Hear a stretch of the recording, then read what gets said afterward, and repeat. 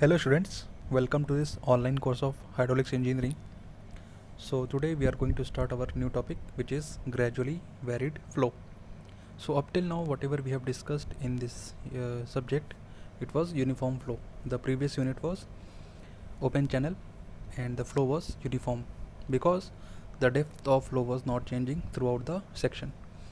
But in the practical situation or in the field, you will find that the depth of flow will also change, and uniform flow is very tough to maintain throughout the flow of the in the channel.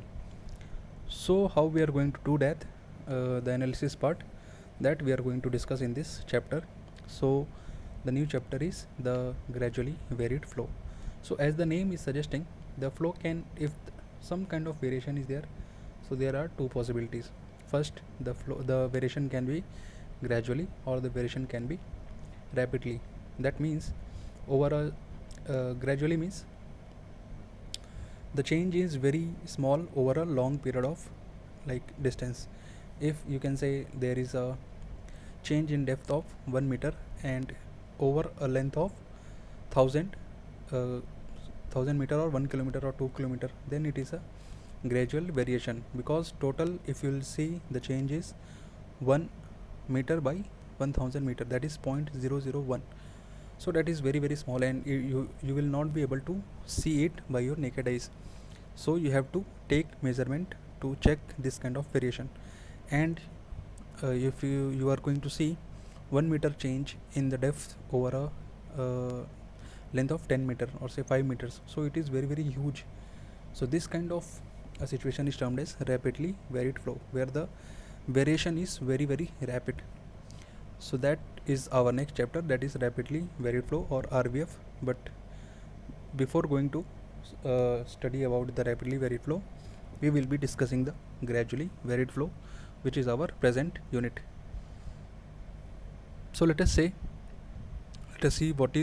how we are going to classify a gradually varied flow, a steady non-uniform flow in a prismatic channel. So keywords are very important. So what is it is saying, a steady flow is steady, that means the parameters are not changing with respect to time. But it is a non-uniform flow, that means the parameters are changing with respect to distance or space only. So if you will see dV by dt, you must answer this, what should be the value of dV by dt.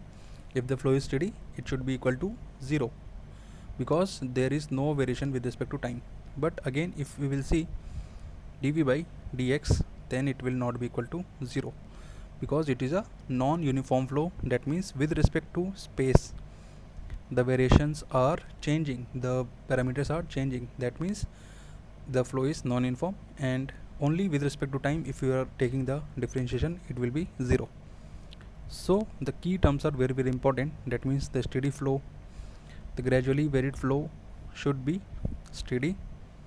First is, you must understand steady non-uniform flow in a prismatic channel. So the channel still is prismatic, because in the initial part only I have told you that whatever things we are going to see here, it will be only for prismatic channel. That means the channel will not change its parameters throughout the cross section, throughout the length of the channel, the cross section area will remain same. So the channel should be prismatic. Even if you are seeing for the rapidly varied flow, which is the next topic, there also the channel will be prismatic. So only change will come into the flow type only. So the steady non-uniform flow in a prismatic channel with gradual changes. So changes are gradual in its water surface elevation.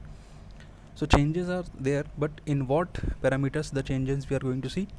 The changes will be in the water surface elevation. So if this is your datum and this is our, let us say this is our channel bed, so the flow will be something like this. So if you will measure your height, depth, y here, it should not be equal to y here, it should be something else. Y dash and y are not equal. So this elevation of the water surface is going to change gradually. So if you'll see, the y and y dash will be almost equal, but they are not exactly equal. So this thing you have to understand. Now the backwater produced by a dam or a weir across a back, you must have been to the dam, or you can see any video of a dam. So there the dam produces backwater. So the water is like the backward flow from the dam storage is termed as backwater produced by a dam or a weir across a river, and the drawdown produced by at a sudden drop in a channel are few typical examples of GVF. GVF, whenever we are going to use this term GVF, you have to understand this is gradually varied flow. So examples are backwater produced by dam or weir across a river, and a drawdown produced at a sudden drop in a channel are a few typical examples.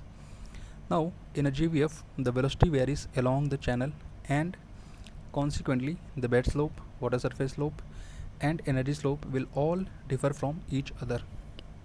Up till now, in the previous chapter, where the flow was steady as well as uniform, so all the parameters, all the slopes were same, because there was nothing was changing, everything was every surface was coinciding. But here, due to change in depth, every slope will have a different value and they will differ from each other, and the regions of higher curvature are excluded in the analysis of this flow. So very high curvature, like if the curvature is something like this, so this we are not going to, we have excluded this topic for the simplicity of the simplicity of this topic. Now the two basic assumptions involved in the analysis of GVF are the following. So all the discussion which we are going to have will be based on the basic two assumptions, which are: the first assumption is the pressure distribution at any section is assumed to be hydrostatic. So this is very important. Hydrostatics means the pressure is very linearly with respect to, if this is H, so the pressure here will be comma W into H. So this is a linear variation. Okay, so this is very important. Anywhere throughout the flow, the pressure distribution is, we have to take it as hydrostatic. This is a basic assumption. The surface is changing, so it means the variation will not be hydrostatic. But why we used to take the assumptions, you have to understand this, because by taking those assumptions, our analysis will become we will be on a conservative side. That means we are neglecting some external things to have a conservative or a safe design. Okay, so even if we are assuming this hydrostatic pressure distribution, we are not going to lose anything. We will have some benefit in terms of factor of safety. So if we are going to reduce our the some parameters, we will have the increased factor of safety. So for that reason, we are having the assumptions, and the best part is that our analysis will become very simple by just assuming some small assumptions. We will have a simpler analysis. So this follows from the definition of the flow to have a gradually varied flow water surface. As gradual changes in the surface curvature give rise to a negligible normal acceleration, the departure from the hydrostatic pressure distribution is negligible. So as I have told you, so we can safely assume the variation to be hydrostatic.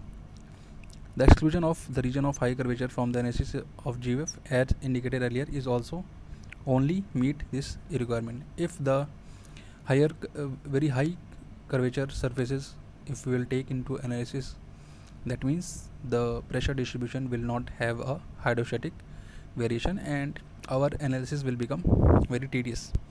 So first assumption should be clear to you: the pressure distribution at any section should be hydrostatic as our assumption. Now the second assumption is the resistance to flow at any depth is assumed to be given by corresponding uniform flow equation. Now you can see the flow is non-uniform. In the first line itself we have seen, but what we are assuming, that the resistance to the flow, that means the velocity at any depth, can be given by, this is assumed to be given by the corresponding uniform flow equation, because if we will take the non-uniform equations, they are very tough, very complex to solve, such as, that's why we are going to use the Manning's equation or the Chasing equation as per our requirement, with the condition that the slope term to be used in the equation is the energy slope and not the bed slope. So we have to take the bed slope, we have to take the energy slope, not the bed slope. Thus, if in a GVF, the depth of flow at any section y, the energy can be given as energy slope, we can calculate as n square v square divided by r raised to power 4/3. How it is going to come? 1 by n r raised to power 2/3 SF 1/2, because if you are using this equation, you have to take SF as the slope. So b square n square divided by r raised to power 4/3 will be your SF. So this is the same thing. So these two assumptions are going to help us in the analysis part. Now let us take the very small basic definition of the GVF. So this is your datum. Okay, this is our datum point. This is the bed. So bed slope, you can see it is coming out to be S0. This is your water surface and this is your energy line. So this in detail we are going to see in the next class, but here what I want to state, the total energy can be given as Z plus E. So total energy is what? From here till here, from datum, how much distance the energy line is having, that is Z plus E. So E is your specific energy. This is very important term which we will be seeing very frequently in this chapter and in the next chapter also. So specific energy we will be dealing into detail in the next lecture. What is the specific energy from this? From here you can see E is Y plus V square by 2G. So if we are going to add the pressure head and the velocity head, we are going to have the specific energy. Since the water surface in general varies in the longitudinal direction, so here this is your X, this is the, you can see here this is X in the longitudinal direction, the parameters are changing. So we can have dH by dx is equal to dz by dx plus dE by dx, or if we'll put the value of E here, we can have dH by dx is equal to dz by dx plus dy by dx plus d of dx over v square by 2g. So Z is your datum head, Y is your hydrostatic pressure head, and p square by 2g is your the velocity head. So by Bernoulli equation you know this, that at any point the energy can have three constituents, that is the pressure head, the datum head, and the velocity head. That basic equation of Bernoulli we are going to use here. So each parameter has some of the meanings, so that meaning we are going to see in the next lecture, that what dH by dx will show us, what dz by dx will show us. So if you will see closely, this is nothing but SF. dz by dx, I will give it to you homework. See this diagram and calculate or try to see what should be the value of dz by dx. So if you will have any answer, put it in the comment box. I will see and I will check whether you are having some basic idea or not. So this is all for today. Thank you.